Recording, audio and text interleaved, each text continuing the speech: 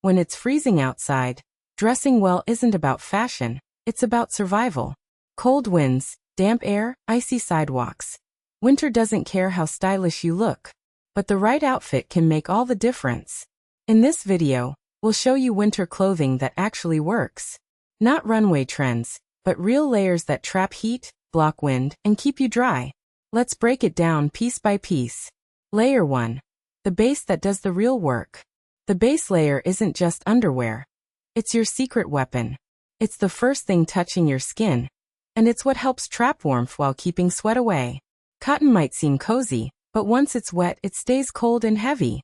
That's why you need fabrics like merino wool or synthetic blends like polyester. They wick moisture away, so you stay dry, and dry means warm. This layer should fit close to the body, like a second skin.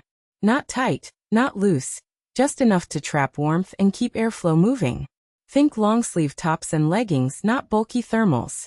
If you're always freezing no matter what you wear, it's often because your base layer is doing nothing for you. Layer 2. The insulation that traps heat. This is where the real warmth happens. The middle layer acts like a sponge for heat. It keeps what your body produces and stops it from escaping. Think fleece, wool sweaters, or down vests. The trick is to choose materials that are warm, but not too heavy. Fleece is a favorite because it's light, breathable, and dries quickly. Down is excellent for very cold conditions, but only if it stays dry. If you plan to move a lot or go in and out of buildings, you might prefer a breathable puffer or a wool blend cardigan. The insulation layer doesn't have to be thick, it has to be smart. Too bulky and you'll sweat. Too thin and you'll freeze. Get the balance right, and this layer will keep you comfortable all day. Layer 3. The outer shell that shields you from the storm. The final layer isn't about warmth, it's about defense. The outer shell is what stands between you and everything winter throws at you.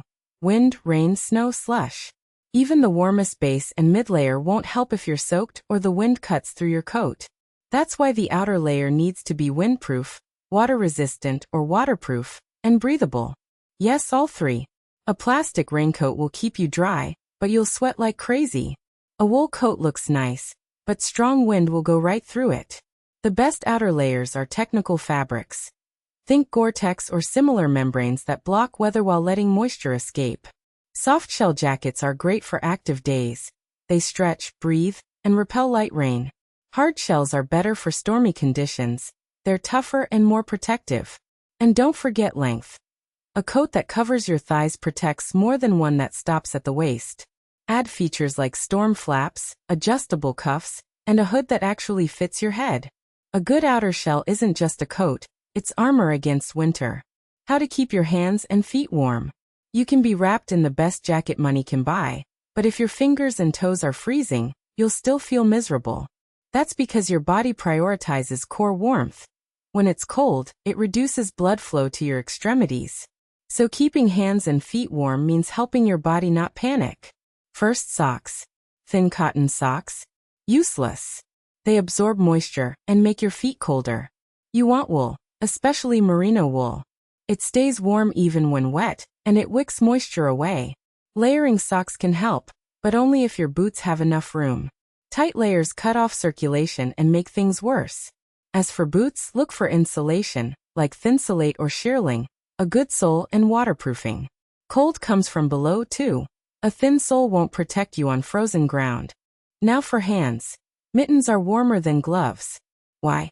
Because your fingers share heat inside one space. If you need dexterity, try glove liners under windproof shells. And avoid cotton here too. Once wet, it's game over. Look for fleece, wool, or thermal synthetics. A warm core helps too.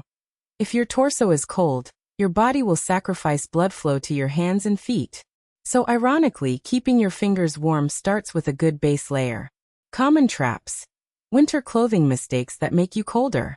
You might think you're dressing warm, but your outfit could be working against you. Let's break down some common mistakes that secretly make winter worse. Mistake 1. Cotton everything. Cotton socks, cotton sweaters, cotton gloves. They soak up moisture like a sponge. And once they're wet from sweat, snow, or even humidity, they stay wet. And wet equals cold. Swap cotton for wool or synthetic layers designed to wick moisture and dry fast. Mistake 2. Only one thick layer. A giant puffer over a t-shirt might look warm, but without proper layers underneath, your body can't regulate heat. You end up sweating and freezing at the same time. Instead, use the 3-layer system. Base for moisture, middle for warmth, and outer for wind and water. Mistake 3. Tight clothes. Yes, slim fits might look better, but tight clothes restrict blood flow, especially at the wrists, ankles, and waist. Good winter gear should allow movement and airflow. If your socks or gloves leave marks on your skin, they're too tight. Mistake 4. Ignoring your legs. Most people focus on coats and forget about the bottom half. But your legs lose heat too, especially in thin leggings or jeans. Add thermal leggings or insulated pants. Your legs deserve layers too. Fix these, and you'll stop fighting your clothes and start letting them help. Insulation without bulk. How to avoid the puffed up look. You want to stay warm, not feel like a walking marshmallow. The key is smart layering, not stacking everything you own. Start with a good base layer. When your first layer is doing its job, wicking moisture and keeping heat in, you don't need massive layers on top. A well-fitted thermal top can do more than 2 loose sweaters. Next, choose thin but powerful insulation. Materials like merino wool or lightweight fleece trap body heat without adding bulk. You can even find modern synthetic insulators, like Thinsulate or Primaloft, that are paper-thin but surprisingly warm. Also, don't underestimate body zones. Keep your core and joints warm. Your arms and legs don't need as much insulation as your chest or back. A sleeveless down vest under a tailored coat, for example, keeps you warm without puffing out your sleeves.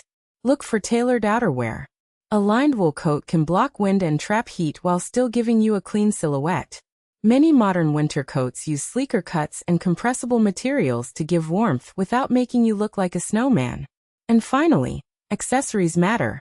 A big scarf, proper socks, and thermal gloves can add more warmth than a second sweater. You're not trying to trap all heat everywhere. Just stop the main areas of loss. Dress smarter, not bigger, and your winter outfit will feel cozy, not clumsy. What actually works in real life with examples? It's one thing to know the theory, but what do real people wear when winter hits hard? Let's say you're walking the dog in -5 degrees Celsius. A smart combo would be merino base layer, lightweight fleece, insulated parka, thermal leggings under jeans, wool socks, and waterproof boots. Add a beanie and gloves and you're ready. You're not bulky, but you're warm, and you can move. Or maybe you're commuting to work. You'll be outside for a bit, but then indoors on the bus or at the office. Try this. A thermal undershirt, fine wool sweater, knee-length wool coat, lined trousers, and ankle boots. You won't overheat on the bus, but you won't freeze while waiting. Running errands? You'll be in and out of shops. A moisture-wicking base, a medium-weight hoodie or cardigan, and a weatherproof jacket make a great mix. Layered leggings, warm socks, and a thick scarf keep you comfortable. The key in all these examples: breathable layers that trap warmth but let moisture escape, and adjustable accessories, like scarves and hats, that you can take off when you're warm. Real-life warmth isn't about heavy coats, it's about putting each piece to work.